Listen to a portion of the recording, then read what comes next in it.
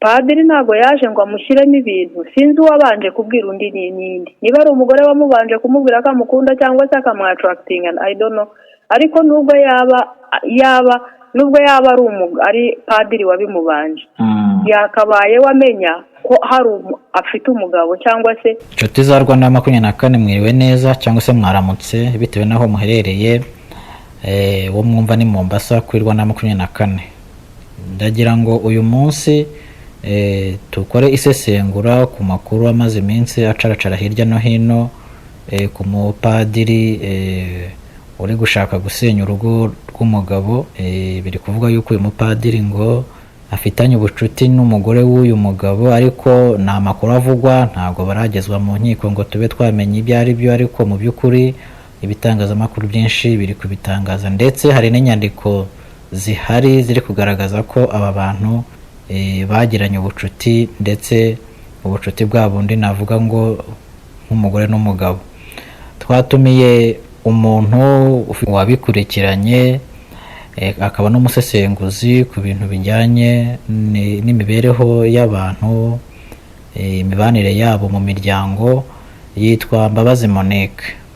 Ngira ngo muramuze kuri igitangazamakuru, ubwo amaze iminsi adakora ibiganiro ariko aracyahari. Ngira ngo twamuha ikaze. Mbabazi, tuguhaye ikaze muri iki kiganiro. Urakoze Mombasa kumpa ikaze kuri iyi channel ya Rwanda 24. Ndabashuhuje mwebwe mudukurikirana muri impande zitandukanye, mu bihugu bitandukanye, mu ntara zitandukanye. Yewe basuhuza, nitwa Mbabazi. Ba ikaze namwe ku kinyamakuru Rwanda 24, kandi nishimiye kubana namwe muri kino kiganiro tugiye kugirana cy'iminota mikeya. Nibutsa n'abantu gukanda subscribe no gukora share na like kugira ngo mujye mukomeza murebe ibiganiro byiza binyura kuri iyi channel. Murakoze. Urakoze nawe Mbabazi, tuguhaye ikaze kuri iki gitangazamakuru. Ngira ngo hari ibintu bimaze iminsi bicaracara ku mbuga nkoranyambaga by'inkuru igendanye na padiri ngo umaze iminsi igihe kitari kitoya ashaka gusenyera umuturage, umukirisitu mugenzi we. Iyo nkuru waba warayumvise cyangwa se waba uyiziho iki muri make? Yatubwire ukuntu byagenze. Urakoze cyane Mombasa. Mubwire uko byagenze, byaba bisa nkaho nari mpari, ariko nanjye uko nabyumvishije bicaracara. Numva ko padiri ko ntago arahamwa n'icyaha. Izo ni inkuru zicicikana, cyangwa se kuko iyo umuntu atari yahamwa n'icyaha aba akiri umwere, birashoboka nabyo. Ariko mu nkuru zivuga nuko kuriya mu padiri mu by'ukuri yagerageje ibyo ni ibivuga, ariko yagerageje gushaka gusa nkaho yinjira urugo rw'undi mugabo, nk'uko uriya mugore abivuga. Akavuga ko dukurikije chatisi twabonye tutari twamenya koko niba ari byo, kuko atari yahamwa n'icyaha. Dukurikije ko yabivugaga, akavuga ko uriya umugore yamubwiraga yuko kwa kundi umugore yabaga ari buje afite off, noneho umugabo akagira ngo nyine yagiye ku kazi we ya off cyangwa se akaruhuko, ku bantu wenda batabyumva, akagenda akaba yamaze kwandikirana na padiri, akamubwira aho amusanga bagahura, noneho akaza gutaha nimugoroba. Yashyika mu rugo, urumva umugabo yakomezaga gutekereza yuko n'ubundi yagiye mu kazi, ariko nyamara nk'uko ziriya chati twazibonye bagiranye cyangwa message, nuko yabaga atagiye mu kazi, ahubwo umutima we wose yari yaraweguriye padiri, ndetse na padiri yari yaraweguriye uwe, kugeza aho umugore yaje kugeza igihe cyo kujya iwabo. iwabo w'umugore, hanyuma na padiri kuko yari bugiye gukorera hafi cyangwa se mu nzira y'aho uwo mugore yari bunyure cyangwa se mu gace kamwe yaje kumbwira ati rero bibaye ngombwa ko ngiye kujya mu rugo, ubwo yari ari kumwe n'abana, ariko padiri aramubwira ati ntugende cyangwa se ntuzasubireyo utabanjije kunyuraho. Koko niko byagenze, umugore yaragiye, agarutse amunyuraho, sinzi ngo abana babashyizeho cyangwa se byari bimeze gute kuko umugore yatwaye abana. uriya mugore we yabimenye ate kugira ngo atahure yuko padiri ashobora kuba amusambanyiriza umugore? Buriya rero uko byagenda kose Imana ifite ukuntu yaremye umuntu, iyo ikintu kitagenda kubera iri koranabuhanga, akenshi amakuru menshi umuntu ashaka ayakura muri telefone. Rero nawe bitewe n'izo mpungenge cyangwa n'imyitwarire yari atangiye kubona ku mugore, yagize impungenge uko ntekereza. Umunsi umwe yarebye muri telefone y'umugore, abona mesaje yandikirana n'uwo na padiri. Umugabo we niwe warebye muri fone y'umugore? Niwe warebye muri fone y'umugore, niba yarayifite kuko urumva abantu babana, niba yarayimuhaye ngo yitabe, ntabwo nzi ukuntu wenda yayimuhaye, cyangwa se abantu iyo bari kumwe telefone y'umuntu n'undi ntabwo wabura kuyifataho, cyangwa se hari ibibaye ngombwa yuko wenda urebamo.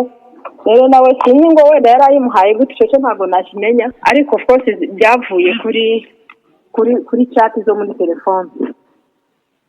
Bavuga yuko ngo umugabo we ngo yari yicaye ku meza, fone umugore nawe yayisize aho ngaho, ariko ngo irimo password. Noneho umugabo ngo agiye kubona abona ngo message, kwa kundi message iza nyine ariko harimo password, bakabanza kukwereka donc amagambo ya mbere, iby'ingenzi byo hejuru. Yes, iby'ingenzi byo hejuru. Abonamo donc padiri, abonamo na bikeya nyine yabashije kubona, ngo niho yahereye donc akora nk'igenzura ryimbitse. Exactly, niho byahereye kabisa, niho byahereye. Niho yahereye, noneho arashimikira, atangira kureba message zose, kuko uwo mugabo hari aho yagendaga amubwira ngo ubu ngeze mu rugo, hari n'aho yamubwiye, ubwo ndavuga padiri, hari n'aho yamwandikiye message aramubwira ngo wakoze cyane sheri, biki amagambo nyine y'urukundo abantu bavuga bakundana, y'abasheri. Nambwa ati wakoze wakoze cyane, ubu nibwo ngeze mu rugo, dore ariko ndabona kije, agera n'aha muga ati ndumva ntashaka kubona iki kintu cy'ikigabo, atangira kucyita ikigabo, ugafata umugabo wamwita icyo ngicyo.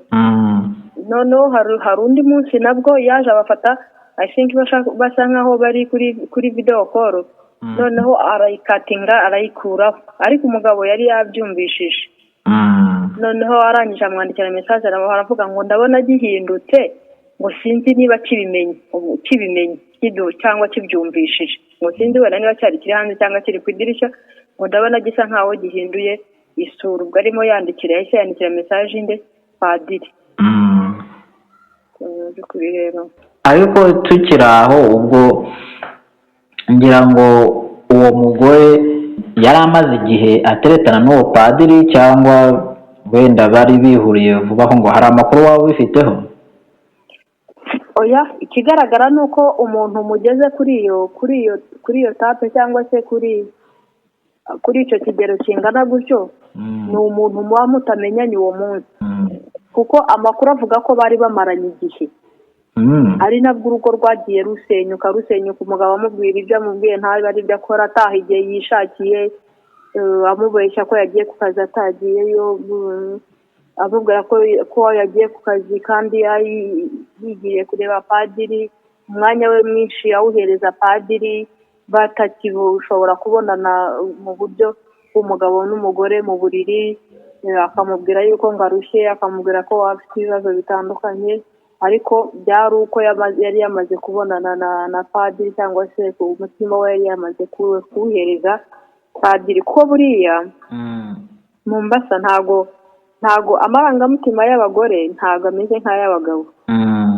Umugore iyo yagiye cyangwa se yafashe amarangamutima akayahereza undi muntu, bya nyabyo koko ari ukuri, biragoye kugira ngo mbese afate undi muntu, cyangwa se yaba amubeshya kwa ntago mbega bipfa gukunda. Iyo ya marangamutima yayatwaye hahandi ashaka kuyatwara yayagezayo, uwo yahaye nawe akayakira akamwatarakitinga, cyangwa se bakemezanya muri ya marangamutima, nawe akagira yamuhereza nawe akamushyira yayandi.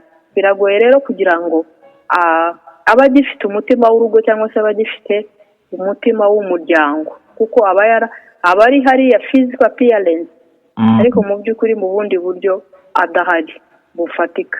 Ari naho yamubwiraga ati kiraje, ariko njye mba numva ntakikiyumvamo, mba numva nkibona nkabona ni nk'igikoko. Ubwo avuga umugabo we ni ukuvuga ngo yari yaramaze kumwimura mu bitekerezo bye. Ariko ndavuga ibivugwa, ibyo ni ibintu byari biri muri chat, ni ibintu biri muri chat yagiranye na padiri, umugore yagiranye na padiri, ko harimo byinshi cyane.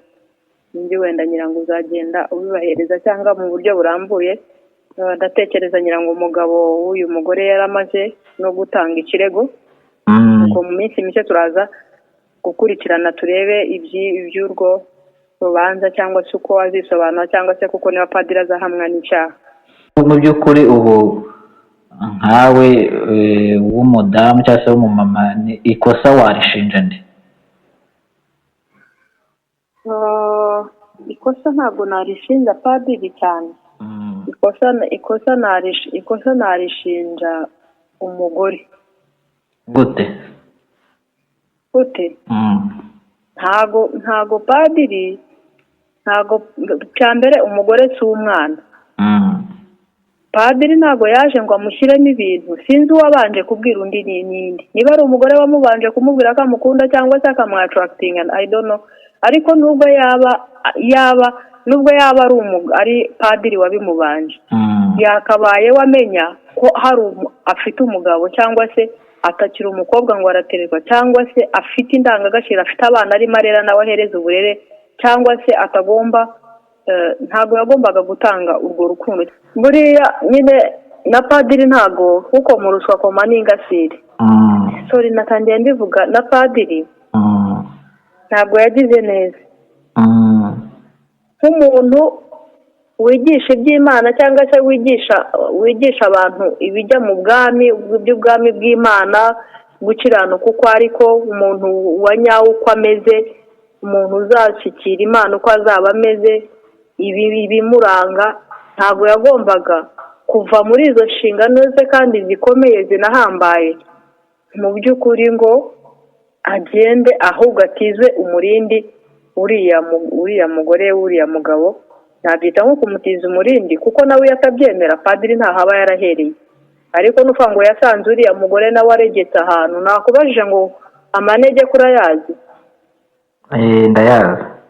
Manege ni akantu, ni nka kwa kundi ubona akantu kari aho nko ku mwobo, ariko habura akantu gato ngo kikubite hasi cyangwa se kagwemo. Rero birashoboka ko nyirango uriya mugore yari amaze gusenya urugo ruri ahantu ruregetse, noneho abonye padiri bahita bikubitamo. Ariko nkeka ko buriya umugabo niwe ufata umwanzuro, kuko aba yishimiye umugore, noneho akaba yamubwira amagambo, cyane cyane yuko abagore nyine bagira imyumvire iri hafi yoroshye. Nkeka yuko ngewe ku bwanjye na blaminga padiri, kubera yuko niwe nkeka ko wafashe ya mbere, kuko no mu makuru turi kumva ko umugabo w'uyu mugore ngo yareze padiri. Ntabwo yigeze arega umugore ngo yareze padiri yuko ashaka kumusenyera urugo. Nuko ariko amategeko avuga, ariko mu by'ukuri none si yaza iyo padiri aza kumubwira ati ndagukunda, akamubwira ati nkunda ute, njye ntabwo wankunda ko sindi umukobwa, ndi umugore w'umugabo. Padiri yari gukomeza avuga ashyiraho ibindi bintu? Hari agahato se yamushyizeho? cyangwa nawe yaramwaprokinze nawe aremera. Ubwo wa mugani wawe byumvikana yuko padiri n'uwo mugore n'ubundi basaga nk'aho bafitanye ubucuti, bari bafitanye relationship. Wenda niba yaranasengeraga no mu niba ni kanisa ni iki babyita ni kiliziya, muri kiliziya niba yaranasenge wenda yari n'umukristo wabo. Urumva akomeza kumubona wenda abona na padiri, abona ari umuntu uri aho nyine w'umuvugabutumwa cyangwa se w'umuntu w'Imana, akumva ko ari ibintu byoroheje, noneho amwegereza umutima. Ariko se padiri we kujya iyo padiri abivuga, umugore akavuga ati oya, ibyo twigisha wowe ugiye kunsenyera, ahubwo avuga ngo ibyo nakuye ntiwabyumvishije. Ni ukuvuga ngo uyu mugore nawe nta rugo yari afite, yari yaramaze kurusenya. Sinzi niba ari we wari wararushenye, niba ari imibanire ye mibi n'umugabo we, ntabwo mbizi. Niba umugabo hari ibyo atatanga ngo ndavuga umugabo w'uyu mugore, niba ataratangaga urukundo nk'uko bikwiye, niba ataratangaga amahoro nk'uko bikwiye, niba nawe afite uburyo yari yarananiranyemo, umugore yakibonera umuntu noneho umubwira ya magambo meza. Ko abagore ntabwo bakunda stress, usibye ko nta n'umuntu wese ukunda stress, ariko rero abonye umuntu umubwira neza ko abagore bakunda kumva, ku buryo yakumva amagambo y'umuntu azi neza yuko ari padiri utanemerewe no gushaka umugore. Wenda yanagiyeyo aragenda aramubwira ati gushaka umugore se bimukoye kuba ari umugabo. None se we yari yarabishyize official, nuko babafashe, ariko ntabwo nawe yari yaragiye kubishyira hanze. Ibyo ni ibintu byabagwiririye, ariko ntabwo yigeze ajya mu mudugudu ngo avuge ngo njye ndi umugore wa padiri. Ni ibintu bakoraga mu ibanga ryabo. Ariko nanone mu byo barahira ngira ngo izandahiro barahiramo kutabonana n'abagore. Ibyo ngibyo wabibaza padiri. None se nibiramuka bimufashe, ubu nonaha turimo tuvugana, padiri nta cyaha kimuha, ntabwo icyaha kiramuhama. Turimo turavuga ibyo twumvishije na cyati bagiranye, kuko hari n'ikinyamakuru kimwe cyagerageje kumuvugisha ngo yisobanure kuri ibyo bintu, ntiyashobora kubahereza umwanya. Iyo ngo yari proud y'ibyo bintu, aba hari uburyo aba yarisobanuye, ariko ibyo umunyamakuru yagerageje kumuvugisha byose byahuraga n'ibiri muri chat aho ngaho. Yumvishije ari byo abyageze n'ari n'abanyamakuru aramukupa, yagerageza kumuha umwanya. Ubwo iyo ntiyaba ari nk'ikimenyetso cy'uko wenda hari ibyo yishinja? Ntabwo twakita ikimenyetso, ashobora kuba yarari bize, kuko abo abapadiri bagira inshingano nyinshi, ashobora kuba ari mu manama, ashobora kuba nanone ntitwabyita nk'aho ari, ntitwabyita nk'ikimenyetso, ariko nanone twabyita nkacyo, kuko n'ubundi aba yarashatse umwanya nk'umuntu wumvishije ikintu kidasanzwe kuri we, akavuga ati ariko nubwo nabaye bize hari umuntu wamamagaye ambwira inkuru idasanzwe. Akamuhamagara akamubwira ati ibyo bintu byavuye he, ni ibiki, akagerageza kumuhereza amakuru nawe ya nyayo, akamuhereza nawe na fagiti ze, nk'uko uriya yamuhamagaraga yamaze kubona fagiti zishobora kuba zigaragaza yuko cyangwa se ziganisha ko kiriya cyaha cyangwa se habayeho ihura cyangwa se habayeho ibiganiro we hagati y'uriya mugore na padiri. Ubwo umuntu yavuga yuko padiri umunsi yageze nko mu rukiko wenda aribwo umuntu azamenya ukuri nyako, ndetse wenda n'ubuhamya uriya mugore azatanga, cyane ko ubu ngubu yaba umugore yaba na padiri nta kintu bari batangaza, ariko inyandiko za cati bari bagiranye umugabo yagerageje gukusanya ngo kuri mashine y'umugore yakoreshaga, ngo dore ko bakoreshaga mashine cyane kuri cati no kuri fone, zikaba zarageze ahagaragara. None Monica, wabwira iki abantu haba abadamu bubatse ndetse n'abagabo bubatse mbere y'uko tujya wenda kubiha Imana? Icyo nabwira abadamu bubatse, ni uko habaho kutishora mu ngeso y'ubusambanyi, kuko byo ubwabyo hari amarangamutima cyangwa se hari uburere bw'abana uba wica, kuko umugore buriya ni inkingi y'urugo. Umugabo nubwo yaba yagukoshereje cyangwa se hari ibyo mutumvikanyeho, byaba byiza ko wagana inzego zibishinzwe, cyangwa se mbere ya byose ukabanza ukagana umuryango. Wabona ko bidakunda ukajya mu nzego cyangwa ukajya mu mategeko, hakurikizwa icyo amategeko ateganya, ukajya mu nkiko bakabatandukanya, noneho ukabona na bwa bwisanzure bwawe. Ariko mu by'ukuri ntekereza kuba wakorera ibyo bintu mu rugo, urugo mu rundi, niho hahandi usanga havuyemo impfu za hato na hato. Kuko uriya ashobora kuza yabibona nka gutya, yaba ari wa muntu ufite umutima woroshye cyangwa se nawe ufite undi mutima navuga wa kinyamaswa, ugasanga aragiye akimara kubona cyati amusanze muri salo cyangwa n'ahandi hantu yicaye amuteye icyuma. Kuko akenshi hari ibintu, hari impfu ugasanga ateje b'abana ibibazo, ise bagiye kumufunga nawe arapfuye, abana babaye imfubyi inshuro ebyiri. Rero mu by'ukuri nabwira abantu bubatse yuko bagomba kureba kuri, niba hari kitishimiye biremewe ko wajya mu mategeko ugatandukana n'uwo muntu ukabana n'uwo nguwo wundi ushaka. Ariko kuba wafata, kuko n'itegeko riri icyo gihe uba wirinze impfu, uba wirinze ubupfubyi bw'abana bawe, kandi nawe uba wirinze ubwawe, kandi uba urinze na mugenzi wawe. Rero nabashishikariza yuko mu by'ukuri ibyo bintu batabikora. Abagabo ko wababwira iki? Abagabo rwose ikintu bize ingeso, wenda hariho ibintu byabaga ukabyumva no hanze, ariko noneho kumva umuntu wigishaga iby'Imana cyangwa se wihaye Imana, kumva nawe yishoye muri ibyo bintu bimeze gutyo bigayitse, kumva nawe yajya gusenya umuryango, njye numvishije ari ibintu bidasanzwe.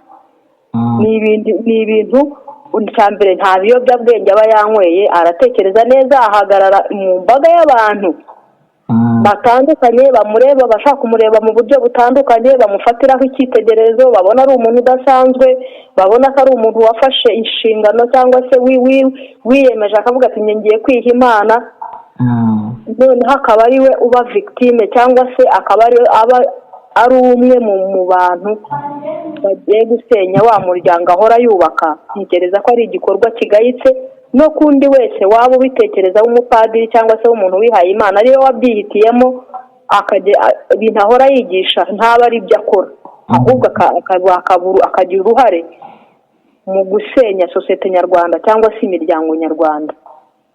Rero nkaba nshishikariza abagabo ko niba umugore warashatse umuryango wabitekerejeho, bifate nk'ibintu by'agaciro Imana iguhaye, bifate nk'ikintu cy'ingenzi, nk'inshingano. Habeho kwihanganirana kandi habeho commitment hagati y'umugabo cyangwa se umugore, mu gihe hari icyo batumvikanyeho, mu gihe hari ikitagenda mu rugo, kuruta umwe guhima undi cyangwa se kuvuga ngo reka nkomeze iyo narindi. Ko umuntu wese buriya agomba nibura kuba positive thinking, kutagira sinzi ukuntu nabyita,